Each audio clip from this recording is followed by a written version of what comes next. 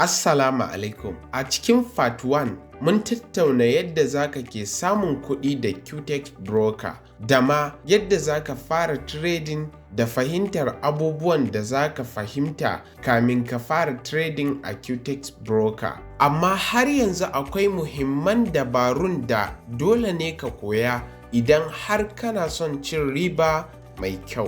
A cikin wannan bidiyon Part 2 zaka koyi yadda zaka fahimci Quotex Broker da yadda ake amfani da ita. Abu na biyu, yadda ake saita indicators. Abu na uku, hanyoyin gujewa hasara. Sai abu na hudu, zaka koyi yadda ake deposit da withdrawal. Idan kana son nasara a Quotex, kar ka skip ka kalla wannan bidiyon har ƙarshe domin ka fahimci yadda ake samun $10 zuwa $100 ko fiye cikin tsari mai kyau. Idan baka kalli Part 1 ba, ka fara kallon sa. Wannan shine ka je ka kalla a cikin profile dina. Wannan shine ake kira da investment. Yana nufin adadin nawa zaka shiga da shi kasuwa daga cikin capital ɗinka. Sannan wannan da kuke ganin shi green shine ake kira da up button. Sannan wani lokaci yakan iya zama buy button. To amma a wannan broker sunan shi up button. Sannan wannan shine down button. Menene amfaninsu? Amfanin up button yana nufin idan har ka duba kasuwa ka amince kasuwa za ta yi sama, ma'ana za ka siya kenan, sai ka danna off. Idan kuma ka duba kasuwa ka gano cewa kasuwa da ta sauka, ma'ana da ta yi down, sannan sai ka danna down. To idan ka haɗa waɗannan abubuwa guda uku, zai fitar maka da ma'ana kamar haka. Abu na farko, ka duba cewa da yiwuwan kasuwa za ta tashi off, sannan ka shiga da investment, ma'ana adadin kuɗin da ka shiga da shi kasuwa $1. Sannan ka saka lokacin da za ka ɗauki riba ko kuma hasara. To wannan yana nufin cewa ka shiga kasuwa a off direction da $1, sannan kuma a minti 5 ko kuma in ce sakan 5. Wannan shi ake kira da trade pending ko kuma in ce order list. A nan wurin za ka ringa ganin trade ɗinka waɗanda suke kan pending wanda ba su gama sauka ba, ma'ana lokacin ɗaukan ribansu bai yi ba. Sannan a nan wurin za ka ga trade history, sannan kuma da trade pending gabaki ɗaya. Waɗannan wurare amfaninsu shine su nuna maka tarihin abin da ka yi a cikin kasuwa na daga ɓangaren account ɗinka. Mu je a na gaba shine account. A wannan wurin idan ka danna shi zai baka option kamar haka. Option na farko shine live account. Sannan option na biyu shine demo account. Wannan demo account ɗin yana nufin account ne na practice. Yana nufin account ne na gwaji. Za ka gwada ba tare da ka saka kuɗinka a ciki ba. Sannan idan ka yi hasara, babu wanda zai ce ka biya shi. Sannan baka saka kuɗinka ba, za ka iya amfani da shi ka koyi kasuwa kamin ka je ga live account. Shi kuma live account amfanin shi shine ka saka kuɗinka, sannan ka juya ka shiga kasuwa ka samu riba. Wannan wurin shine wurin currency. Idan kana da buƙatan canzawa, za ka iya danna change. Kamar yadda kuke gani, muna kan USD.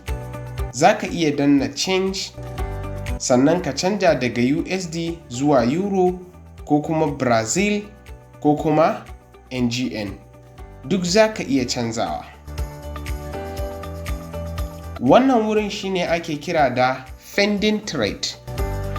Ma'ana, misali, kana shirin a daidai nan wurin kasuwa za ta juya off direction. To sabida haka za ka zo ka kunna pending trade, ka saka price ɗin, wannan shi ake kira da price.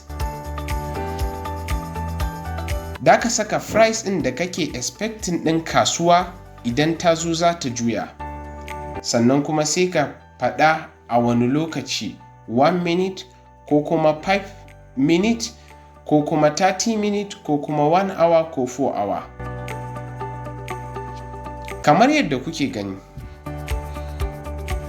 wannan shine ake kira da currency option. Wurin da yake baka daman ka canza currency idan kana so, ma'ana kuɗin da kake kasuwanci da shi. Misali, muna kan USD card. Idan ka zo ka taɓa nan wurin, za ka iya canzawa ka koma USD Brazil. Wannan wurin shine yake nufin wurin saka currency a kan kasuwa. Idan ka taɓa shi, za ka iya saka wani currency a kan chart ɗinka kamar haka. Wannan shine ake kira da indication section, wurin da za ka iya saka indicators. Za ka iya zaɓen kowane indicator a nan wurin. Sannan wurin candlesticks, ma'ana chart section, za ka iya zaɓen kowane irin chart da kake so ya ringa nuna maka a kan screen ɗinka. Kamar yadda kuke gani, muna da area, zai ke nuna maka waɗannan kamar haka. Sannan kuma muna da candlesticks, zai ke nuna maka irin waɗannan na kandila. Sannan muna da haikanashi, yana nan kaman candlesticks. Sannan bayan haka muna da bars, su kuma suna nan ga sunan kamar haka. So a cikin Quotex Broker muna da kala-kalan samfuri na chart kala 4. Sannan wannan shine time. Kowane chart a nan wurin, ma'ana kowane bar guda ɗaya a nan wurin, yana nufin 1 minute kamar yadda kuka gani na zaɓa. Sannan za ka iya canza sa zuwa kowane guda ɗaya yana mazaunin 1 hour kamar yadda kuke gani. A daidai nan wurin za ka iya ganin saura minti nawa ne ya ƙare. Kamar yadda kuke gani, wannan bar ɗin guda ɗaya saura masa minti 49 da sakan ɗaya kamin ya ƙare. To, wannan shine yadda bars suke aiki, sannan wannan shine yadda chart suke aiki a kan dashboard naka. Wannan alaman na biro yana nufin zanannuka da za ka iya yi a kan chart ɗinka. Kamar yadda kuke gani, za ka iya zaɓen Fibonacci misali. Daga kan chart ɗinka za ka iya yin zane, kowane irin zane da ke nan, wanda zai tabbatar maka da kasuwa za ta yi sama ne ko kuma za ta yi ƙasa. Waɗannan su ne kayan aiki na zane da kamfanin Quotex ta tanadar. A nan wurin da akwai wurin support, ma'ana inda da ka je ka kai ƙorafi ko kuma tambaya idan har kana da shi. Sannan wannan shine wurin account ɗinka kamar yadda kuke gani. za ka iya zuwa ka danna shi, sannan a nan za ka ga details ɗinka. Account ɗinka yana da verified ko kuma bayi da shi. Wannan shine ƙarshen wannan episode ɗin. Akwai sauran videos a ƙarƙashin waɗannan. Idan kana da buƙata, ka yi maza ka je ka kalla. Lallai wannan courses ɗin, courses ne da na yi su masu amfani da ban taɓa yin irinsu ba. So lallai ka kalla daga farko har ƙarshe, tun daga wannan na ɗaya har izuwa kan na ƙarshe. Sannan kada ku manta, akwai link da na yi mentioning a cikin wannan bidiyon na TikTok account ɗina. Ku yi maza ku je wannan TikTok account ɗin, ku yi following, sannan ku yi register under wannan link ɗin. Don zaɓo mutum 10 daga cikin waɗanda suka yi wannan rijistan, zan ba su naira 100,000, jimillan naira miliyan 1 kenan. So sabida haka ka yi maza ka je ka yi rijista a yanzu, sannan ka tabbatar ka yi deposit, ka yi transaction a under wannan account ɗin. Insha Allah ka zo ka yi comment da account ID naka.